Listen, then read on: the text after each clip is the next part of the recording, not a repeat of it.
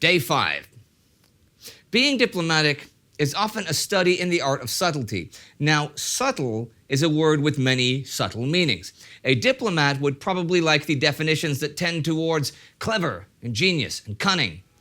On Saturday, October 20th, 1962, two master diplomats on opposing sides, American President John F. Kennedy and Soviet Foreign Minister Andrei Gromyko, will use another definition of the word, so delicate or so precise as to be difficult to analyze or describe.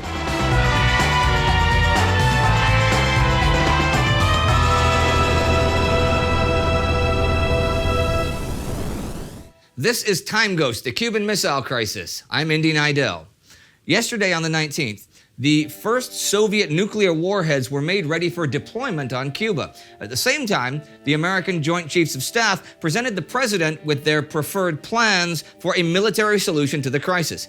Kennedy left that meeting with the impression that he had made clear he wanted to explore diplomacy and maybe a blockade. The chiefs understood him differently.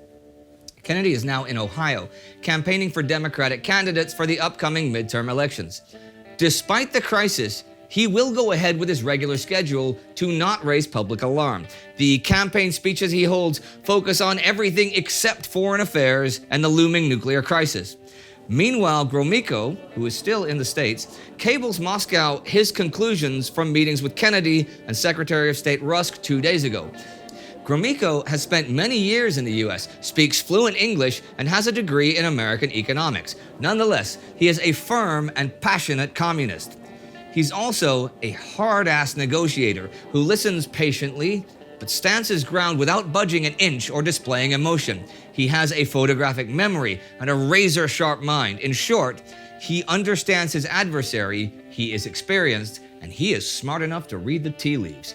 He reports that in his meetings with Kennedy and Rusk, he made a point of protesting the embargo on Cuba, which he calls a blockade and piracy. He has gotten concessions on Laos and steered the conversation to Berlin to keep Kennedy focused on that conflict instead of Cuba. During those meetings, no one mentions the missiles outright. Instead, they use the euphemism, events in July. Gromyko is adamant that an invasion of Cuba is not in the cards. He writes that Kennedy replies, "As president, I'm trying to restrain those people in the U.S. who are favoring invasion to Cuba." Referring to the events in July, he notes the president's words, "I repeat, a very dangerous situation arose regarding this issue, and I don't know what can be the outcome." One would assume that he understood the point, especially since he ends his report by noting that the Americans are deeply perturbed. By Rusk's behavior, it was possible to observe how painfully the American leaders are suffering the fact that the Soviet Union decisively has stood on the side of Cuba, and that the Cubans are conducting themselves bravely and confidently. Kennedy managed to hide his feelings better, but he too, when he spoke about Cuba, formulated his ideas with emphasis, slowly, obviously weighing every word. It is characteristic that Rusk, during our entire conversation with Kennedy, sat absolutely silently and read like a crab. In the conversation with him later, he could not hide his feelings very well. No matter what Gromyko personally thinks, in Moscow, the rest of the Soviets believe that the trick has worked. Their assessment is that the Americans are now deterred from hostile actions against Cuba. They are right about Kennedy being both against an invasion of Cuba and opposed to a nuclear war. In fact, Kennedy is extremely aware of the grave responsibility weighing on his shoulders. Sometime before the crisis, he read the book The Guns of August by Barbara Tuchman about the beginnings of World War I. During the whole crisis, he will keep a copy of the book on his desk. He tells his brother Robert in private that he does so to remind himself of his fear that someone might one day write a book called The Missiles of October because of him. But the Soviets are wrong about the Americans being deterred. Instead, they've given those in favor of an invasion fuel for their fire. Bobby Kennedy was even part of that group at the beginning of the crisis. And remember, the president had met the Joint Chiefs and walked away with the impression that they had understood his message of restraint. Remember, too, that they had chosen to understand his message differently from what he thought. Anyway, This morning, the President of the United States is about to change his mind. From his statement of being ready to do nothing at all about the missiles on Cuba, he will now move to side more with the hawks, advising a forceful response. The day starts off fairly normally at the Blackstone Hotel in Chicago with the usual briefings, breakfast, and preparations for the campaign events of the day. All of this is interrupted when Bobby Kennedy calls at 10 a.m. to tell his brother that the ExComm members are now urgently asking to meet the president and are ready to decide on a response. ExComm is the group dealing with the crisis. More intelligence has become available, and the situation is worse than they thought. The CIA has a new assessment of the total strength of Soviet forces on Cuba, though they still hugely underestimate the number of troops there as between 6,000 and 8,000, instead of the actual 45,000. But they have discovered all 40 of the MiG-21 fighter and IL-28 mid-range strategic bombers. They have also discovered 15 Komar-class speedboats armed with 2 tactical nuclear missiles each, which is 3 more boats than the actual 12 that are there. And most of the SAM sites and almost all of the missile sites are also now known. Moreover, today for the first time, there is mention of possible tactical nuclear frog missiles in their report, but they note this as unsubstantiated rumor. They still do not know where these strategic nuclear warheads are stored, though. They're not even sure that they're on the island yet, so they have not noticed that the first ones are in fact locked and loaded since yesterday. Even if they underestimate their opponent's strength, the US now knows that it will face a substantial Soviet force armed with tactical nuclear weapons if they invade Cuba.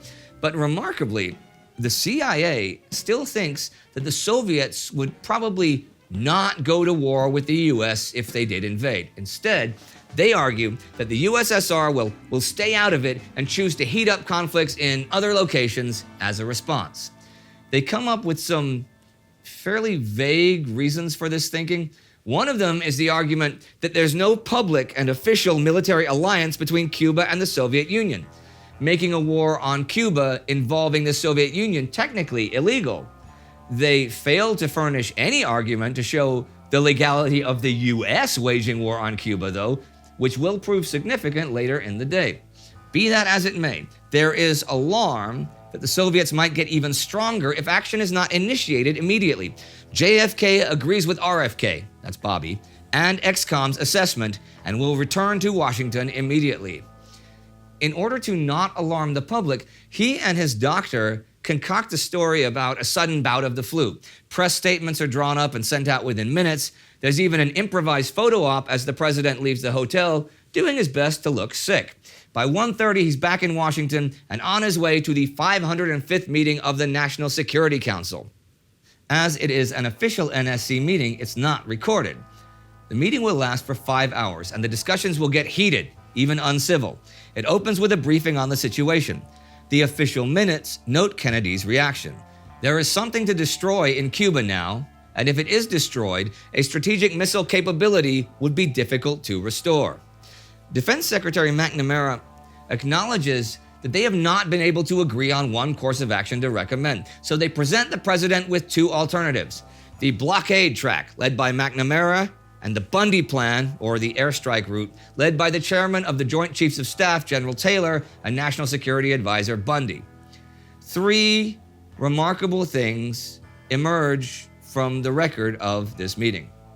1. Kennedy expresses his opposition to an invasion of Cuba, while still explicitly directing the Joint Chiefs to begin the plans for such an invasion. CIA Director McCone writes in his notes tomorrow that an invasion of Cuba was agreed upon when all other actions had run their course. 2. It's clear that the participants are anticipating a war that could go much further than Cuba and could become a nuclear confrontation.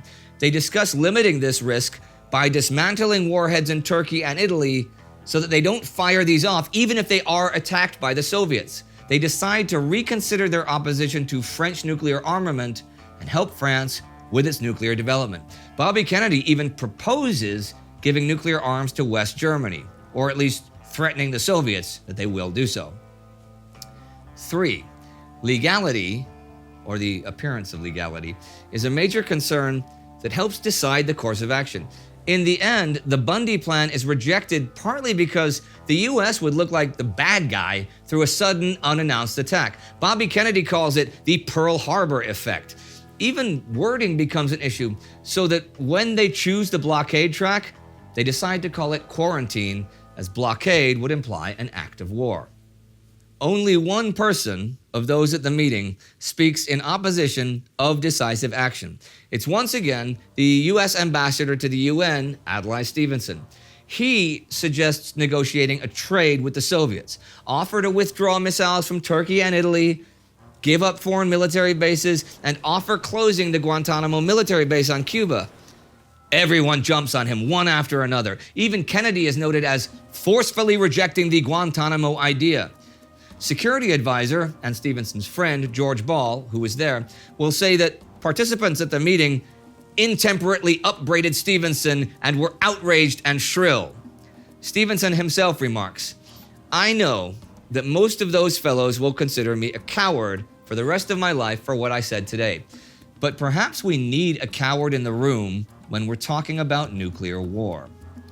Finally, the blockade, or quarantine, is agreed upon to begin Monday, and preparations go ahead for how to inform U.S. lawmakers, foreign allies, and the general public. The current military exercise on Wiekes to take out the imaginary dictator Ortsak, Castro spelled backwards, is immediately suspended, and the forces involved are held in readiness for a possible Cuban invasion. According to the men who are on the ships involved in the exercise, to their shock, they are now informed over the ship's loudspeakers that they will be redirected towards Cuba. In U.S. Army, Navy, and Air Force bases around the world, hundreds of thousands of men and women are made ready for what their commander-in-chief believes could be a third world war that might erupt as soon as this coming Monday. I will see you tomorrow on day 6, when the preparations for quarantine and war continue. If you're just joining us, you can watch the first prelude to the Crisis episode here. You can also support us at TimeGhost.tv or Patreon.com so we can continue to bring you awesome stuff like this in future. Do not forget to subscribe. Good night and good luck.